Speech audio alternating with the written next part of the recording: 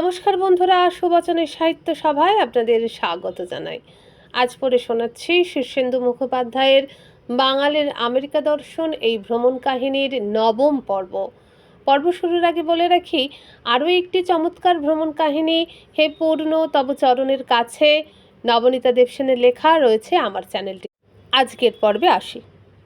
লেখক সাফার্নে এসে পৌঁছেছেন।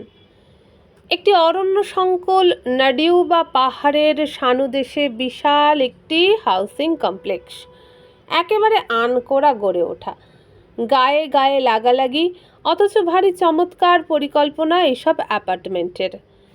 সামনে পার্ক করার জন্য খানিকটা জমির ছাড় আছে। সিঁড়ি বেয়ে প্রায় দোতলার উচ্চতায় উঠলে বাড়ির প্রবেশপথ। বেশ বড়সড় একটি চোখ ধাঁধানো লিভিং রুম, তলায় বেসমেন্ট, ওপরে শোয়ার ঘর, পিছনে অর্থাৎ যেদিকে পাহাড় সেদিকে একটি কাষ্ঠ নির্মিত চাতাল। এখানে বেশিরভাগ বাড়ির পিছনে এই রকম খোলা চত্বরে একটি করে বারবিকিউ যন্ত্র বসানো, মাছ বা মাংস ঝলসে খাওয়ার জন্য বৈদ্যুতিক বা গ্যাস প্রজ্বলিত বিশেষ উনুন। খোলা জায়গায় এরা এমন অনেক কিছু এত অবহেলায় ফেলে রেখে দেয় যে আমাদের অনভ্যস্ত চোখে অস্বাভাবিক ঠেকে, অথচ বাইরে রাখাই নিয়ম। চুরি টুরি হয় না। বাড়ির পিছন দিক থেকেই পাহাড়ের ঢাল বেয়ে খাড়া উঠে গেছে বিশাল বিশাল গাছের অরণ্য। ওর যে কোনো একটি গাছ ঝড়ে বা দুর্যোগে উৎপাটিত হলে সপাটে এসে পড়বে বাড়ির ওপর। আর আমেরিকায় এইসব পুতুল বাড়ি এমন ফংবেনে জিনিস যে ওই কয়েক টন গাছের গতিময় ওজনকে সামাল দেওয়ার সাধ্যই নেই, ধসে পড়বে। আর শুধু গাছই বা কেন, প্রবল বৃষ্টিতে জলের ঝোড়া বা ধসও নেমে আসতে পারে। কথাটা ধ্রুবকে বলতেই তার মুখ শুকোলো। বলল, ব্যাপারটা যে আমি ভাবিনি তা নয়।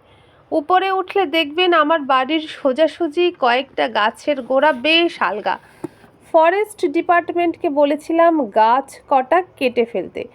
ওরা বলল ওসব হবে না, তুমি বরং নিজের খরচে মোটা তার দিয়ে গাছগুলিকে বেঁধে রাখো।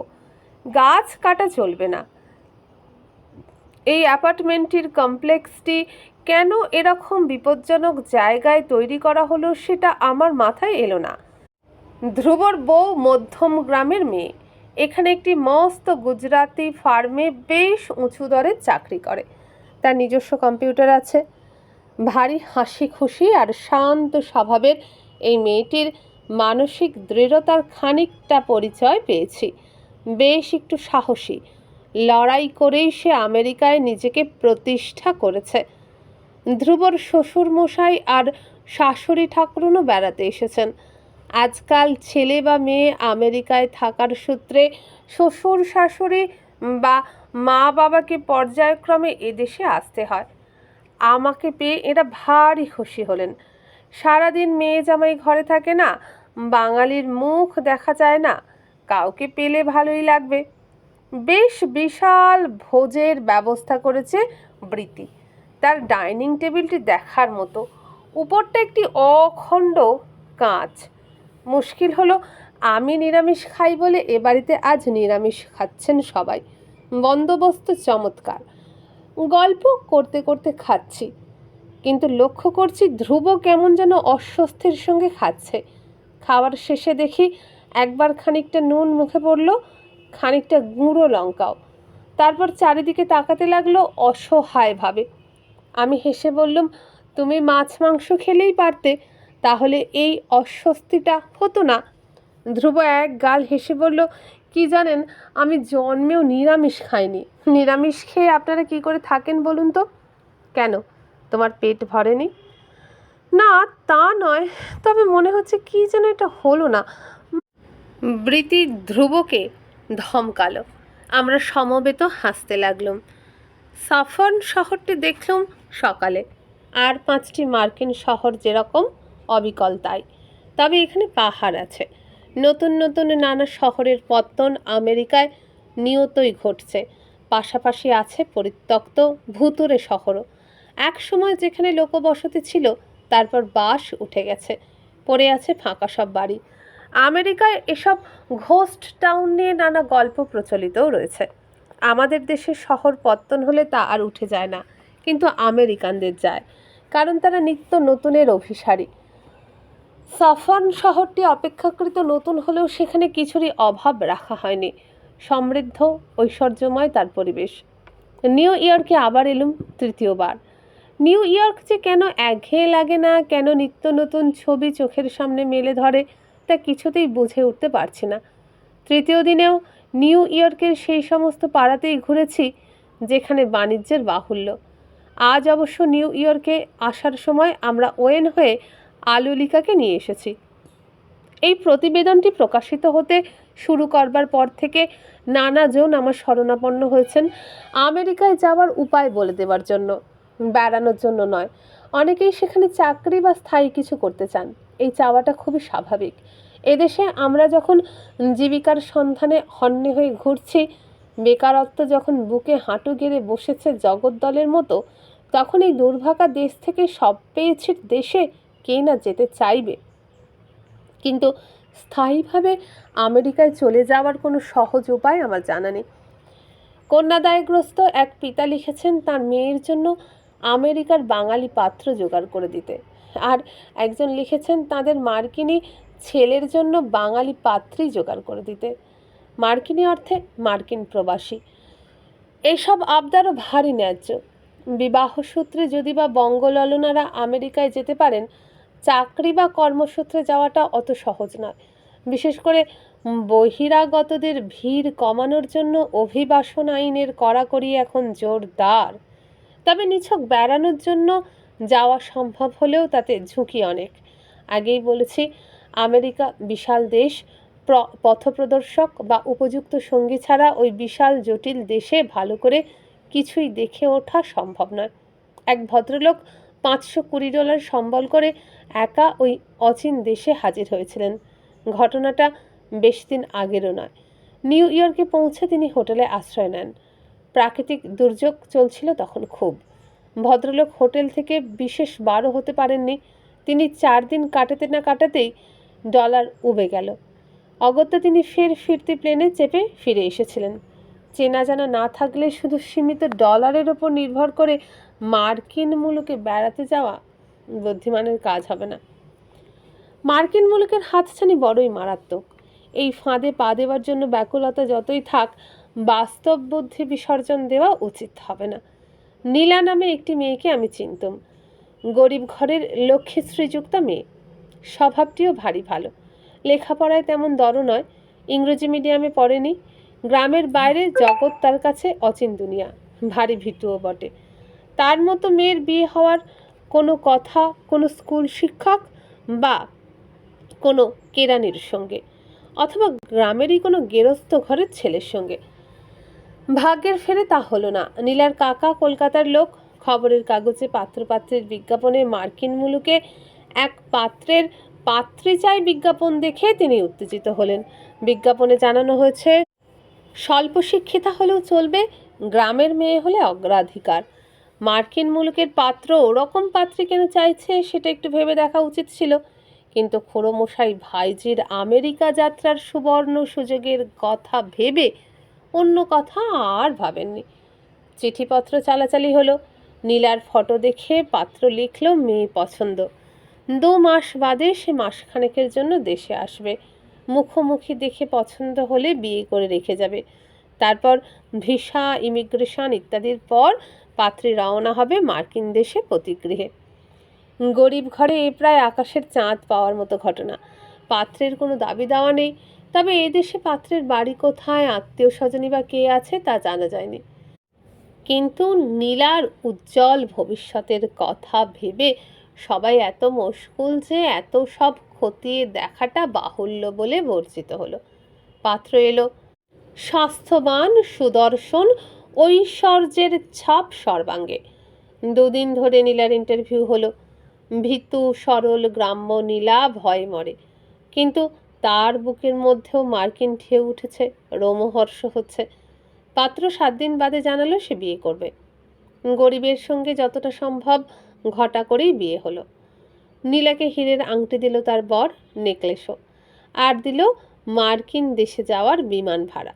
নীলার বাবা আর কাকাকে তাড়াতাড়ি পাসপোর্ট, ভিসা ইত্যাদির ব্যবস্থা করতে বলে পাত্র বিদায় নিল।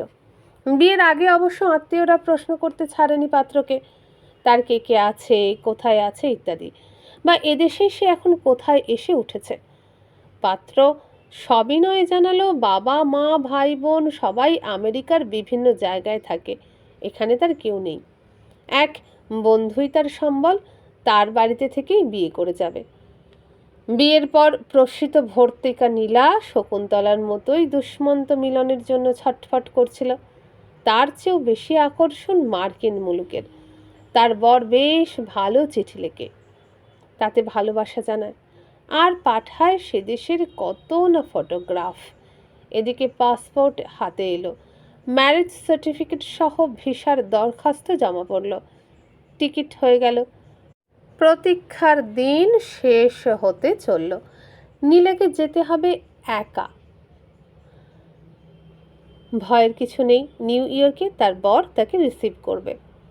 মা বাবা ভাই বোনকে চোখের জলে ভাসিয়ে এবং নিজেও ভেসে নীলা একদিন সত্যিই রওনা হয়ে গেল। 12,000 মাইল উড়ে এক শীতের অপরাহ্নে সে পৌঁছল তুষারাচ্ছন্ন নিউ ইয়র্কে। ভ্যাবা চাকা, কাঁদো কাঁদো মুখ, ভয় এইসব নিয়ে। কিন্তু রিসেপশন বেতে তার বর অপেক্ষা করছিল। এক লহমায় কেটে গেল ভয়, ভীতি, উদ্বেগ। এই তো সে এসে গেছে তার দৈতের কাছে, আর ভয় কি? বরের জন্য তার মা তৈরি করে দিয়েছে গোকুল পিঠে, নাড়ু, আমসত্ত্ব। কাস্টমসে ধরতে পারলে সব বাজেয়াপ্ত হতো, ভাগ্যিস দেখেনি। তার বর যে গাড়িখানা নিয়ে তাকে নিতে এসেছে সেটা দেখে তাজ্জব হলো নীলা। কি বড় আর কি সুন্দর গাড়ি! এখন এই গাড়ি তো তারও, এ লোকটাই এখন তার, এর যা কিছু সবই এখন তাদের দুজনে। এক অহংকারী আনন্দে তার বুকটা ভরে উঠল। নীলাকে পাশে বসিয়ে তুষারাবৃত পথে গাড়ি চালাতে চালাতে নীলার বর কত না সুন্দর সুন্দর কথা বলতে লাগলো। একটু ইয়ার্কি, একটু তোয়াজ, একটু ঠিসি। আনন্দে ডগমগ নীলা লজ্জায় লাল হলো একটু। নিউ জার্সিতে ঢুকে গাড়ি যখন হু হু করে এগোচ্ছে, তখন তার বর গলা খাঁকারি দিয়ে হঠাৎ অন্য রকম গলায় বলল, নীলা একটা কথা বলো না, একটা প্রবলেম আছে। কিসের প্রবলেম? শুনে রাগ করো না, সব ঠিক হয়ে যাবে অবশ্য, কিন্তু ফর দ্য টাইম বিইং তোমাকে একটু ধৈর্য ধরতে হবে। সামান্য উদ্বিগ্ন হলো নীলা। বরের গলার স্বরটা তার ভালো ঠেকছে না, বড্ড গম্ভীর যেন। বলল, কি বলো? বর বলল, কি জানো, 2 বছর আগে আমি একটি মার্কিন মেয়েকে বিয়ে করেছিলাম।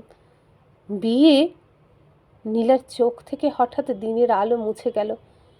বুকের আনন্দের সমুদ্রে থেমে গেল ঢেউ। হাত পা কেমন ঠান্ডা হয়ে এলো, গলা শুকিয়ে কাঠ। সে ঠিক শুনছে তো? বর বলল, ঘাবড়ে চেও না, এরা বেশি দিন বিয়ে টিকিয়ে রাখে না। আমাদেরও কিছুদিন পর ডিভোর্স হয়ে যাবে, তখন তুমি আর আমি। নীলা এসব কথার আর মানে করতে পারছিল না। পাশ ফিরে সে তার বরের দিকে চেয়ে যেন মহাকাশের জীব দেখতে লাগলো।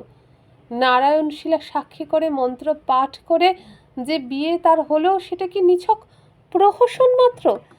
বর বলল, মার্কিন মেয়েরা ভীষণ পজেসিভ হয়, ও আমাকে তোমার কাছে ঘেঁষতে দেবে না, তাতে অসুবিধা নেই। তুমি বেসমেন্টের ঘরে আলাদা থাকবে, ভেরি কমফোর্টেবল। আর সারাদিন বোরও হবে না তুমি, কারণ আমাদের একজোড়া যমজ বাচ্চা আছে। নীলা বুদ্ধি রাখে, চেঁচিয়ে লাভ নেই সে জানে। দেশ থেকে 12,000 মাইল দূরবর্তী অচিন দেশে তার চিৎকার কোথায় পৌঁছবে? যখন বাড়ির সামনে গাড়ি থেকে এসে নামলো, তখন বাকেট সিটে এলিয়ে নেতিয়ে আছে নীলা। নিতান্ত সিট বেল্ট বাঁধা আছে বলেই গড়িয়ে পড়ে গেল না। তার বর তাকে প্রায় ধরে ধরে নামালো। সদর দরজা খুলে তাকে সস্নেহে তাড়াতাড়ি ভিতরে টেনে নিয়ে গেল বাড়ির মেম সাহেব গিন্নি। বলল, how sweetie, how cute she is. ঘণ্টাখানেক নীলা জড়বুদ্ধি হয়ে রইল, পোশাক ছাড়ল না, কিছুই করল না। বেসমেন্টের ঘরে চুপচাপ বসে রইল। ওপরে কাঠের মেঝেতে চলাফেরার আওয়াজ পাচ্ছিল, কিন্তু মাটির তলাকার সমাধির মতো নিস্তব্ধ ঘরে নিজেকে তার নিজের মৃতদেহ বলেই বোধ হচ্ছিল। অঙ্কটা কষতে এবং মেলাতে অনেক সময় লাগলো তার। আসলে বিশ্বাস ও অবিশ্বাসের পার্থক্য ঘোচানো তো বড় সহজ নয়। বহু দিন ধরে গড়ে তোলা স্বপ্নের ইমারতকে এক লহমায় গুঁড়িয়ে দেওয়া। তবে শেষ অবধি সত্যের উপলব্ধি ঘটেই। নীলা বুঝতে পারল সে এ বাড়ির কর্ত্রী নয়, কাজের মেয়ে মাত্র। মানুষের চরিত্র অদ্ভুত এবং বিচিত্র। নীলা যখন সত্যকে উপলব্ধি করল তখন অস্তিত্বের ঘোর সংকট সত্ত্বেও সে উঠল। তার বর লজ্জিত মুখে এসে তার হাত ধরে তুলল, বলল, ঘাবড়াচ্ছ কেন? 2 দিন শুধু ধৈর্য ধরো, দেখবে সব ঠিক হয়ে যাবে। নীলা কথা বলতে জানে না গুছিয়ে, তত স্মার্ট নয়। তার ঠোঁট দুটো শুধু একটু কাঁপল। বর অর্থাৎ লোকটা তাকে বাথরুম দেখিয়ে দিল, গরম জল ঠান্ডা জল বোঝালো, বড় বাইরে ছোট বাইরের নিয়ম শেখালো। যন্ত্রের মতো ধীরে ধীরে কয়েকদিনে সবই শিখল নীলা। বেসমেন্টের ঘরে নিজেকে ধীরে ধীরে গুছিয়ে নিল। ভাব করল বাচ্চা দুটির সঙ্গে। তাদের খাওয়ানোর কায়দা শিখতে হলো রান্নাও। বাড়ির কাজের লোক ছাড়া সে তো আর কিছুই নয়।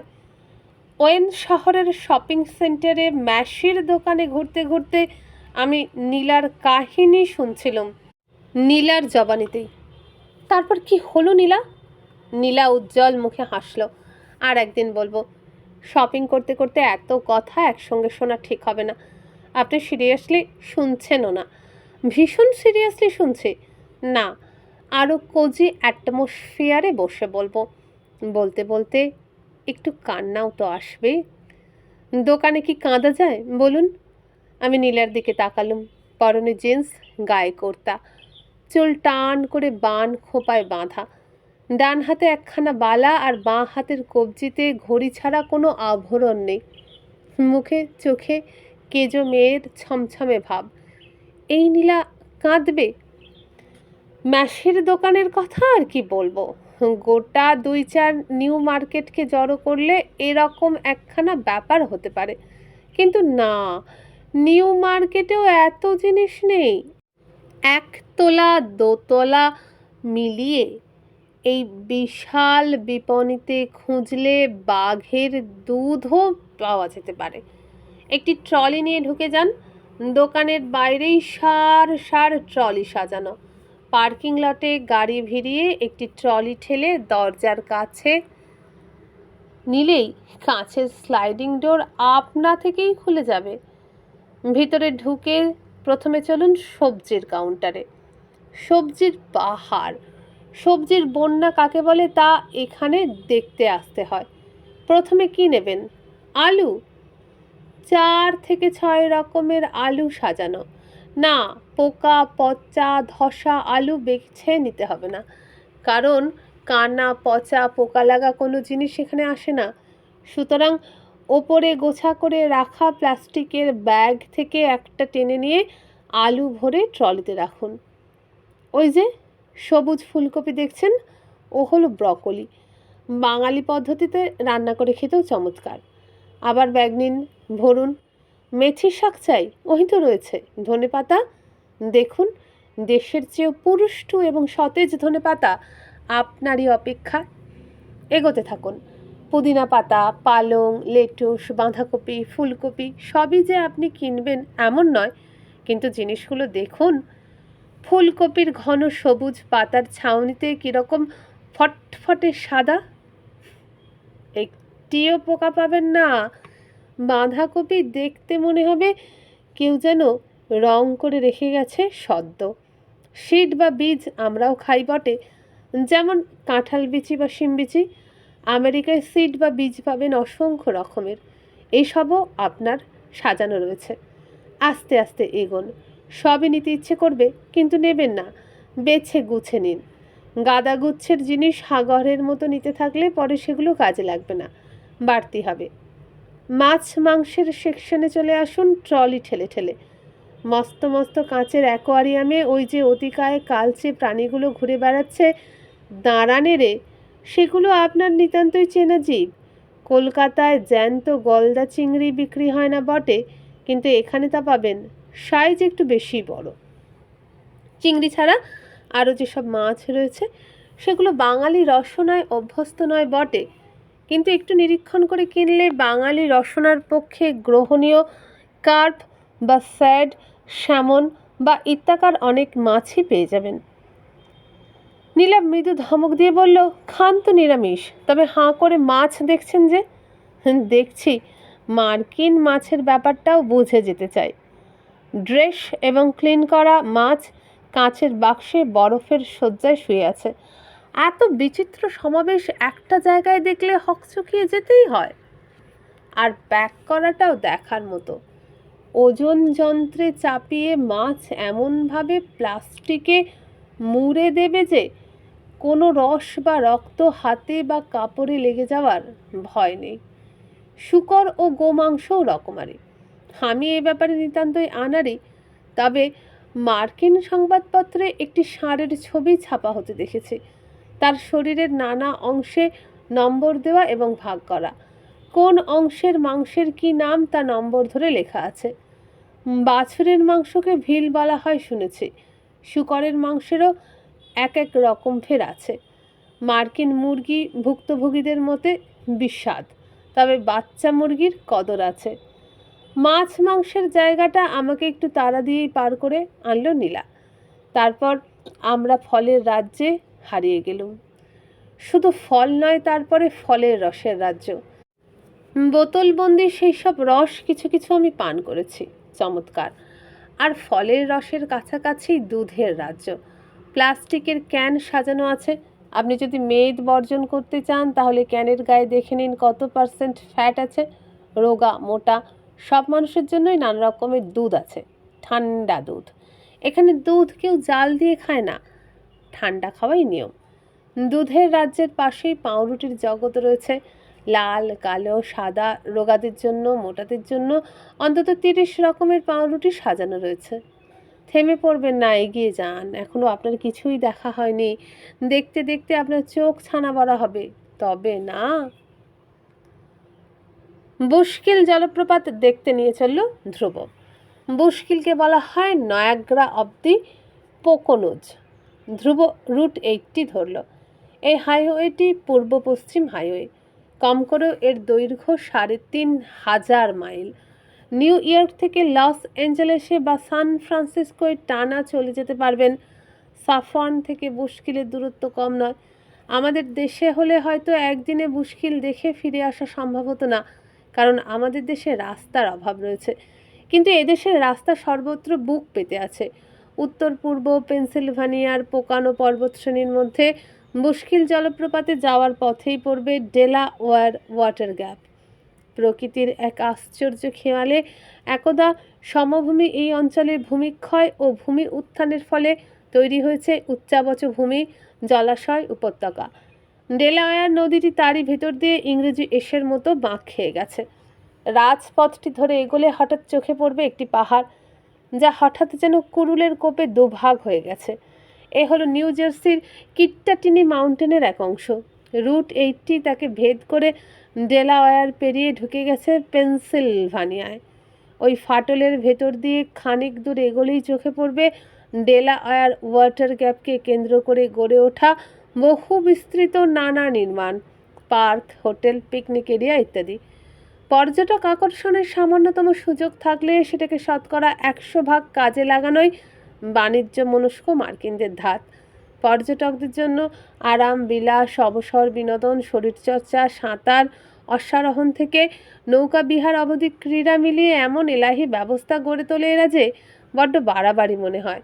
স্বদেশে আমাকে কিছু পর্যটন করতে হয়েছে, অভিজ্ঞতা আছে বলেই জানি আমাদের দেশে পর্যটন বেশ ক্লেশদায়ক। গাড়ি আস্তে আস্তে চলে, বিলম্বে চলে, খাবার সন্দেহজনক, সর্বত্র ন্যূনতম প্রয়োজন পূরণের ব্যবস্থা থাকে না। বেড়াতে গেলে যে কষ্ট করতে হয় সেটা আমরা মেনেই নিয়েছি, কিন্তু ধনী আমেরিকানরা অসুরের মতো খাটিয়ে পিটিয়ে হলেও আরাম বিলাস বাসনের ব্যাপারটায় ভারী খুঁতখুঁতে। ডলারের পরোয়া নেই, ফুর্তি চাই 16 আনা। এই মানসিকতা ও চাহিদার প্রতি নজর রেখেই পর্যটন স্থলগুলিকে রচনা করা হয়েছে। পর্বত মধ্যবর্তী জলাশয়টির ধারেই বিশাল পার্কিং লট এবং বাগান টাগান, যেখানে গাড়ি ভিড়িয়ে নামা হলো। কিট্টাটিনি রিজ, নিউ জার্সিতে, পেনসিলভেনিয়ার গায়ে। এই ছবির মতো সুন্দর উপত্যকার ভেতরে ওয়াটার গ্যাপকে কেন্দ্র করে 200 মাইল রাস্তা তৈরি হয়েছে। এই রাস্তা এঁকে বেঁকে ছুঁয়ে ছুঁয়ে গেছে নানা ঐতিহাসিক বাড়ি, অরণ্য, জলপ্রপাতকে। কিছু বুনো জানোয়ারও দেখা যাবে। জুলাই মাসে যখন রডোডেনড্রন ফোটে তখন গোটা উপত্যকায় হয়ে ওঠে নন্দনকানন। পূবের নদীগুলির মধ্যে ডেলাওয়্যারের খ্যাতি তার দূষণমুক্ত জল ও তীরবর্তী সৌন্দর্যমণ্ডিত দৃশ্যাবলীর জন্য। অনেকক্ষণ ঘুরে ঘুরে এই প্রাকৃতিক দৃশ্য, পাহাড়, জলে মৎস্য শিকারী ও ভ্রমণকারীদের অজস্র নৌকো দেখলুম। জঙ্গলের সুড়িপথে অশ্বারোহণ, সাইকেলবাজদের নিঃশব্দ সঞ্চার দেখে বেড়ালুম। প্রকৃতির যেটুকু করার করেছে, কিন্তু তাতে খুশি না হয়ে মার্কিন কর্মবীরেরা যোগ করেছে বহুমাত্রা। আর এই যে নতুন মাত্রা যোগ হলো, তাও খুব বিচক্ষণতার সঙ্গে, শিল্পবোধ, সুরুচি এবং প্রকৃতিকে ধ্যানে রেখেই। গোটা জায়গাটাকে গড়ে তোলা হয়েছে যেন প্রকৃতিরই অনুকরণে। 19 শতকে ডেলাওয়্যারের জলবায়ুর খ্যাতিতে আকৃষ্ট হয়ে বহু মানুষ এখানে আসতে শুরু করেছিল। তখন এখানে গড়ে উঠেছিল বিশাল বিশাল হোটেল। আজকাল আর কেউ এখানে 1-2 দিনের বেশি থাকে না, ফলে সেই সমস্ত হোটেল লোপাট হয়েছে। মার্কিনরা বাড়ি ভেঙে ফেলায় ওস্তাদ। খুব বেশি দিন তারা কোনো কিছুই সহ্য করতে পারে না, বদলে ফেলতে ভালোবাসে। নদী পেরিয়ে পেনসিলভেনিয়া রুট 80 ধরে স্ট্রুডসবার্গের কাছাকাছি আমরা ধরলুম রুট 209। কোনো জায়গা আসছে তার সাইন রাস্তার অনেক আগে থেকেই দেওয়া হতে থাকে। সুতরাং রুট 209 ধরে এগোনো শুরু হতেই বুশকিল জলপ্রপাতের আগমন বার্তা ঘোষিত হতে দেখা যেতে লাগলো। ভ্রমণ কাহিনী শুনতে বুঝি ভালো লাগে? তাহলে আরও একটি ভ্রমণ কাহিনী পাবেন আমারই চ্যানেলে, 4 ধাম ভ্রমণ। কিভাবে পাবেন? এই ভিডিওর নিচে যে বার আছে সেখানে ক্লিক করুন, খুলে যাবে চ্যানেলের হোম পেজ।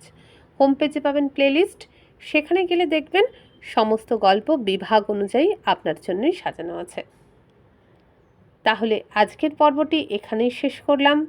ভালো লাগলে একটা লাইক করবেন, বন্ধুদের সাথে বেশি বেশি শেয়ার করবেন, আর আমার ছোট্ট চ্যানেলটিকে একটা সাবস্ক্রাইব করে একটু বাড়তে সুযোগ করে দেবেন।